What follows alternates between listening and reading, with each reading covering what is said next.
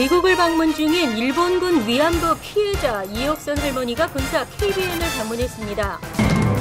뉴욕의 엠파이어 빌딩이 한국의 광복절을 축하하는 태극빛깔의 조명으로 빛날 예정입니다.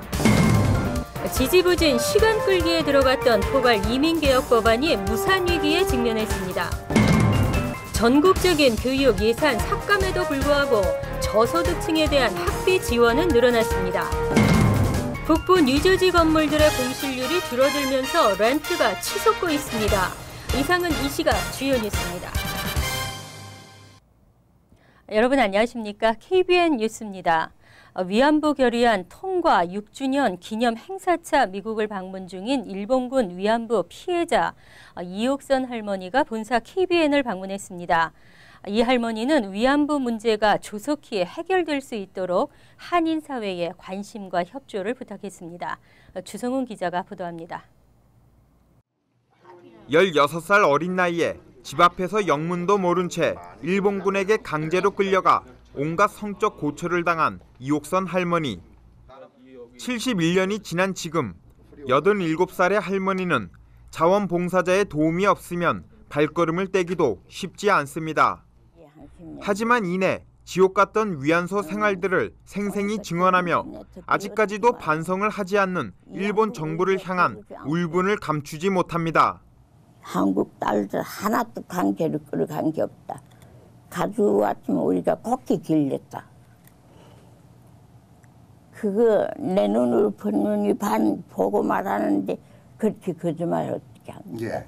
그게 이안부라는 거 제가 본심이 가서 살아보니까 이안부가 아니고 사람 찾는 도살장이란 말이야. 춥고 배고픈 위안소를 도망가다 붙잡혀 일본 헌병에게 칼로 찔렸던 발을 보이는 할머니. 같이 도망가다 붙잡혀 칼에 찔려 죽음을 맞이했던 어린 동생들의 이야기 등 도살장 같은 생지옥에서 겪었던 3년 동안의 일본군 만행을 생생히 증언했습니다. 내가 그때 칼 맞을 적에 그래서 왜 죽었지 못하는가. 그래서 죽으면 또 계속 아무 데나 갖다 못 버리. 신체로. 그 주변에 무도 안 있는 그 같은. 죽기 전에 일본 정부의 진심 어린 사과를 받고 싶다고 말하는 이옥선 할머니는 특히 위안부 문제가 조속히 해결될 수 있도록 한인 사회의 관심과 도움을 호소했습니다. 부탁드릴 거는 우리가 다 죽기 전에 우리 명예를 회복시키기를 좀 도와달라고. 일본군 위안부 피해자 이옥선 할머니가 출연하는 KBN 파워 인터뷰는 오는 일요일 저녁 7시 30분에 방송될 예정입니다. KBN 뉴스 주성훈입니다. 뉴욕의 상징인 엠파이어 빌딩, 미국의 주요 공휴일이나 특별한 행사가 있을 때마다 형형색색의 조명으로 멋진 모습을 연출하는데요. 엠파이어 빌딩에 대한민국의 광복을 축하하는 조명이 켜지면 어떨까요?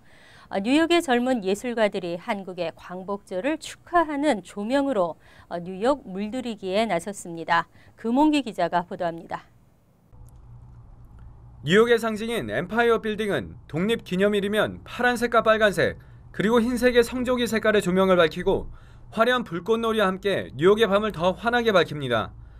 뉴욕에서 활동하는 한인 디자이너와 예술인 등으로 구성된 단체 크리에이트가 8.15 광복절을 기념해 엠파이어 스테이트 빌딩을 태극기를 상징하는 색깔의 조명으로 뉴욕을 밝히기 위해 나섰습니다. 크리에이트는 엠파이어 빌딩 측의 승인을 받기 위해 온라인 청원 사이트를 통해 오는 21일까지 10,000명을 목표로 청원 운동을 펼치고 있습니다. 현재 청원 사이트에는 200여 명 가까이 서명을 마쳤을 뿐 목표 10,000명에는 턱없이 부족한 실정입니다. 엠파이어 스테이트 빌딩에서는 지난 2008년 8월 15일 뉴욕 총영사관의 요청으로 한 차례 태극기를 상징하는 조명을 밝힌 적이 있습니다. KBN 뉴스 금홍기입니다. 이민자들을 들어 올렸다 내렸다 하면서 포괄 이민개혁 법안이 표류하더니 이번에는 암초에 부딪혔습니다. 연방 하원 공화당 지도부의 시간 끌기가 현실로 나타나면서 이제는 무산시키기에 박차를 가하고 있습니다. 지난 10일 특별의원총회에서 연방상원의 포괄 이민개혁법안 수용을 거부하기로 한 연방 하원 공화당 지도부의 시간 끌기와 무산 전략이 갈수록 노골화되고 있습니다. 때문에 1,100만 불법 체류자 구제를 골자로 하고 있는 포괄 이민개혁법안의 연내 성사는 불투명해지고 있는 상황입니다. 일부에서 하원 공화당의 이 같은 전략이 올해안 목표로 논의 중인 포괄 이민개혁법의 입법을 물거품으로 만드는 것이 아니냐는 우려의 목소리가 나오고 있습니다.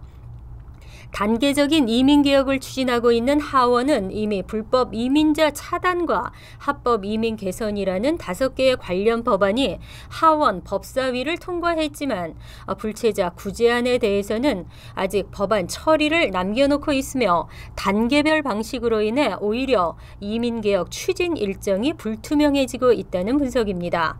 아예 이민개혁을 무산시키려는 전략도 본격화되고 있는 가운데 핵심 조항인 불체자 시민권 허용 문제에 대해서도 상원안과 어긋나고 있습니다.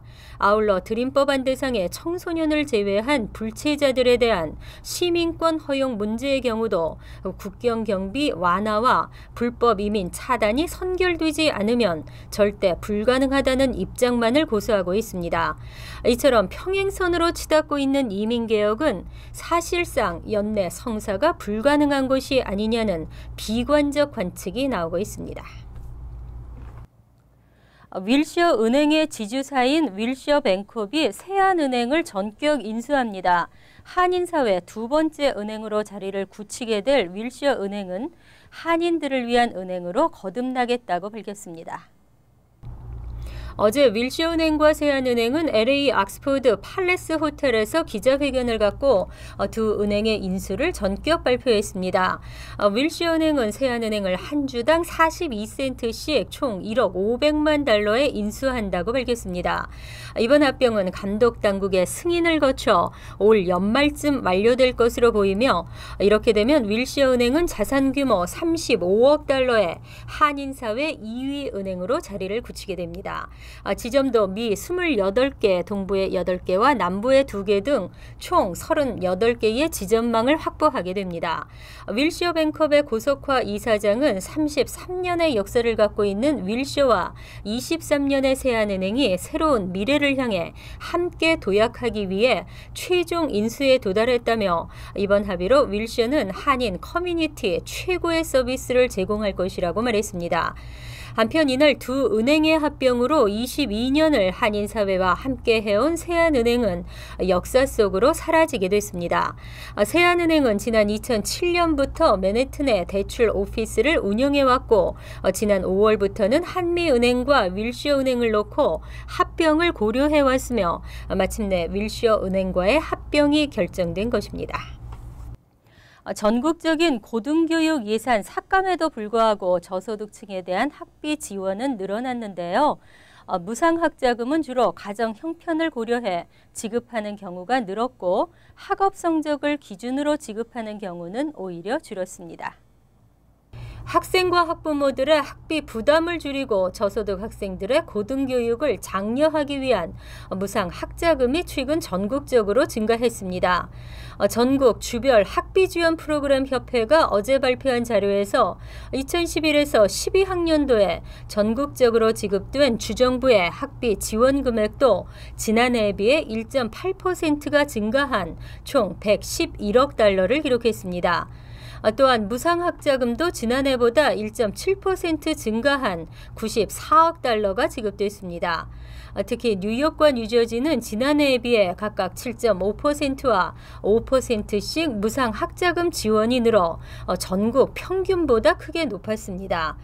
가정 형편을 고려해 저소득층에 지급된 무상학자금도 전체 111억 달러 가운데 68억 달러로 전년 대비 6.3% 늘어났으며 뉴욕과 뉴저지는 전국 평균보다 높은 7.7%와 6.8%의 증가를 보였습니다.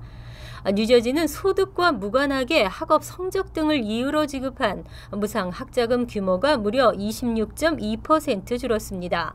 하지만 커네티컷 무상학자금은 전체적으로 17.5%가 감소한 반면 소득과 무관한 무상학자금 지원은 14.8%가 늘었고 매사추세츠 역시 31.5% 증가를 보였습니다.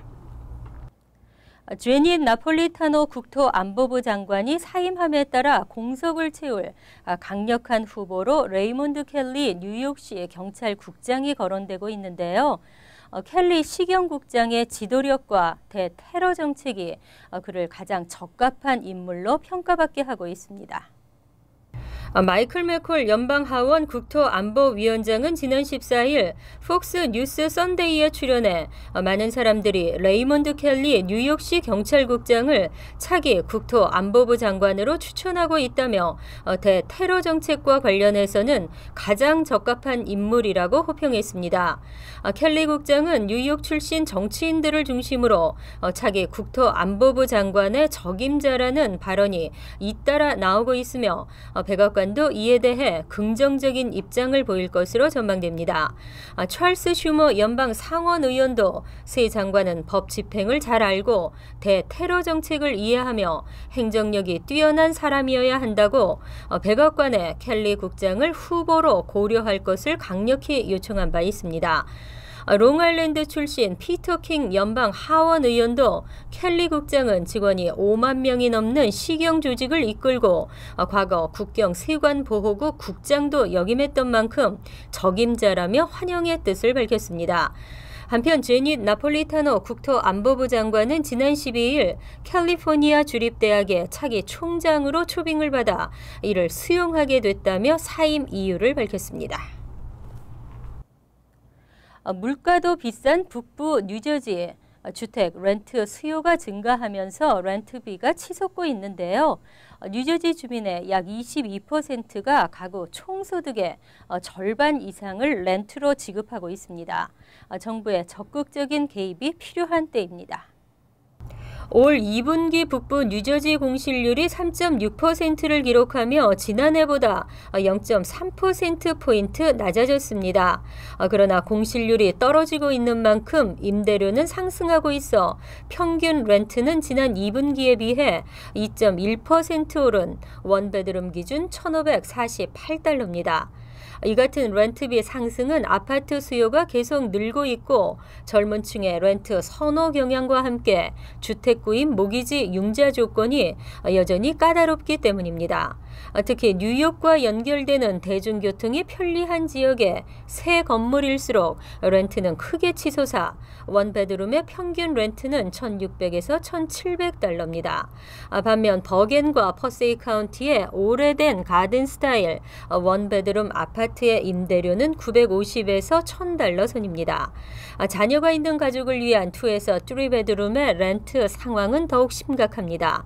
시민단체 뉴저지 주택 커뮤니티 개발 네트워크에 따르면 렌트 매물이 부족한 북부 뉴저지 지역이 최근 불경기의 영향으로 집을 소유하기 어려운 주민이 늘면서 세입자들의 어려움이 가중되고 있다는 지적입니다. 시민단체들은 렌트 부담을 덜어주기 위한 저소득층 주민을 대상으로 한 주택 관련 세액 공제 등 정부의 적극적인 개입이 절실하다고 지적했습니다. 이상으로 KBN 뉴스를 마칩니다. KBN과 함께 즐거운 저녁 되시기 바랍니다.